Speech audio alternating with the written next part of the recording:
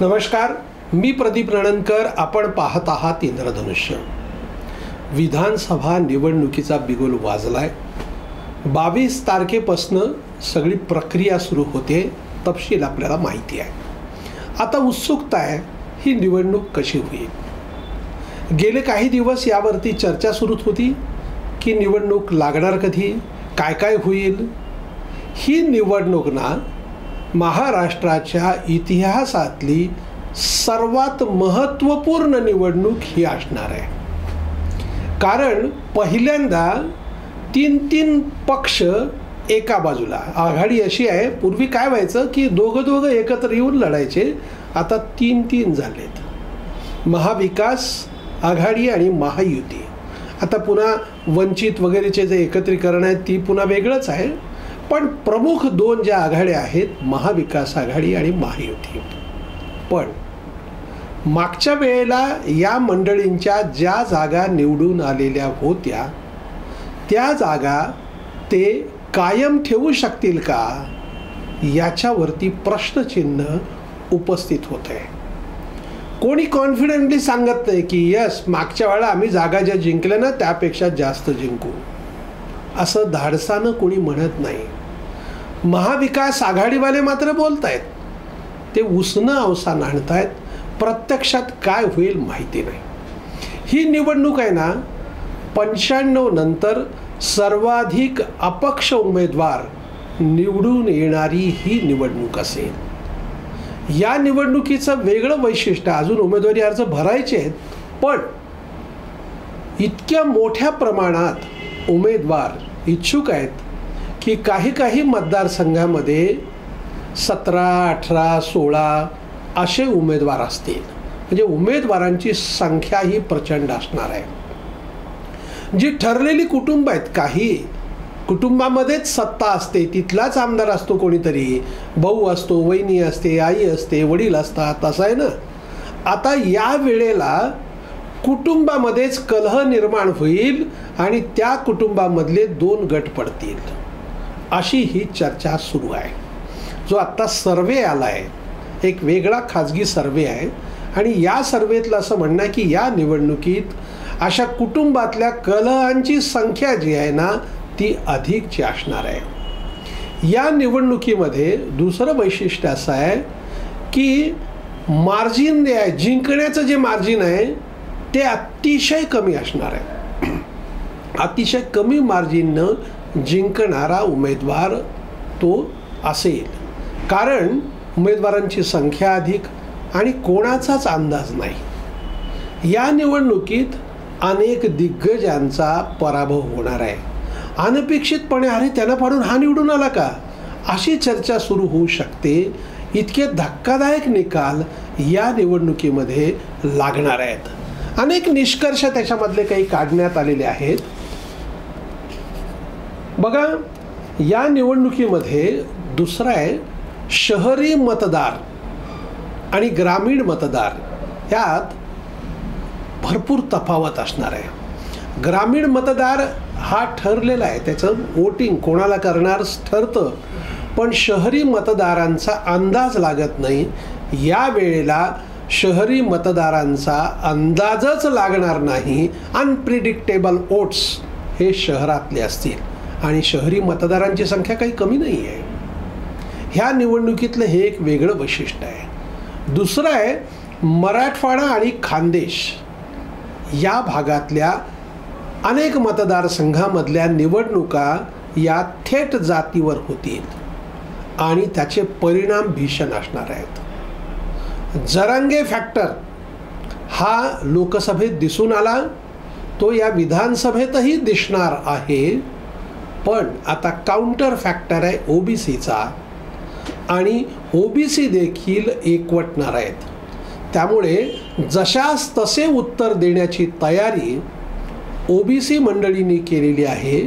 त्यामुळं या निवडणुकीत लोकसभेत जो परिणाम झाला होता तसा परिणाम जरांगे फॅक्टरचा पाहायला मिळेलच याची गॅरंटी नाही. दुसरं आहे, या निवडणुकीमध्ये बघा एक सगळ्यात महत्त्वाचा मुद्दा असा आहे की महाविकास आघाडी निवडून येणार का महायुती निवडून येणार हे सांगणं अवघड आहे. त्यातही पहिल्या क्रमांकासाठीची धडपड असणार आहे ती भाजपा आणि काँग्रेस. सर्वाधिक जागा लढवणारा पक्ष हा भाजप असेल, त्यानंतर क्रमांक 2चा पक्ष हा काँग्रेस असेल. पण या दोघांमध्येच सर्वाधिक विजयी उमेदवार कोणाचे असतील तर भाजपा किंवा काँग्रेस. नंबर 2 मध्ये एकनाथ शिंदे आणि राष्ट्रवादी शरद पवार गट. कारण स्ट्राईक रेट जो आहे तो सर्वाधिक चांगला राहिला तो शरद पवार गटाचा लोकसभेला, आणि त्यानंतर महायुतीमध्ये एकनाथ शिंदेचा. विधानसभा निवडणुकीमध्ये देखील नंबर 2ला राष्ट्रवादी शरद पवार गट आणि एकनाथ शिंदे गट या दोघांमध्ये लढत असेल. नंबर 3 मध्ये राहणार आहेत उबाठा आणि अजितदादा. उबाठा मोठी संख्या घेऊन त्यांची आकडा जो आहे लढवायचा तो मोठा आहे, पण निवडून येणाऱ्या संख्येमध्ये 3ऱ्या क्रमांकाला महाविकास आघाडीत उबाठा असेल आणि महायुतीत अजितदादा असेल. आता अजितदादा जास्त जागा घेतात की उबाठा जास्त जागा घेतात हे ठरणार आहे.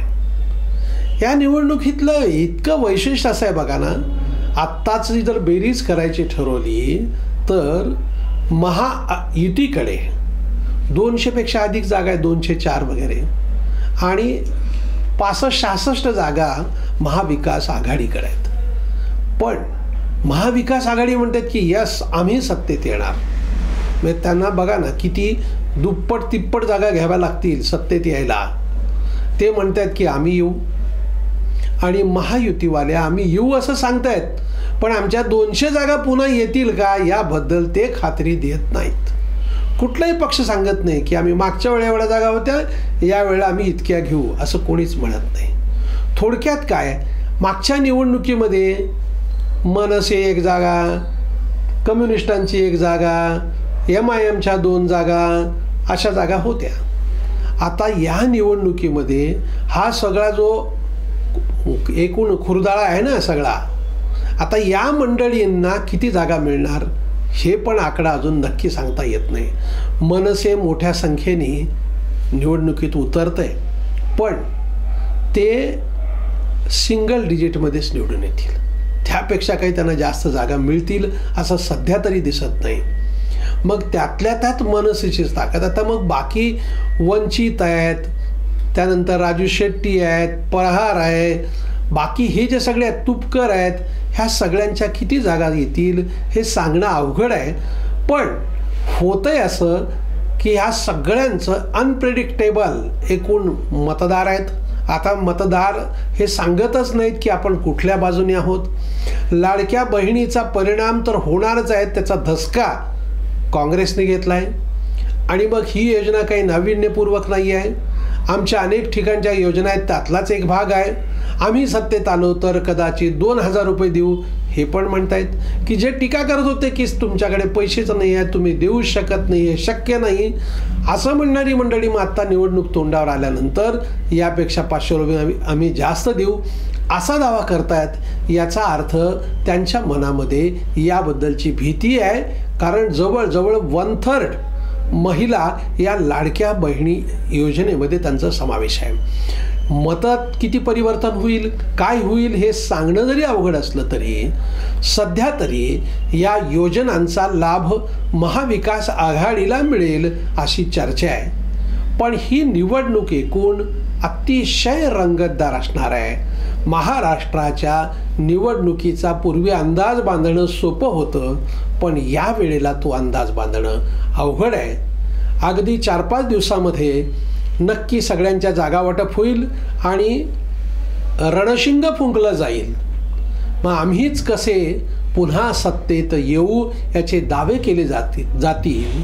पण आता दिसतंय त्यानुसार अनप्रेडिक्टेबल असंच या निवडणुकीचा निकाल लागेल असं आपल्याला आज तरी म्हणता येईल. धन्यवाद. आपल्याला हा जर व्हिडिओ आवडला असेल तर तो लाईक करा, फॉरवर्ड करा व सबस्क्राईब करा.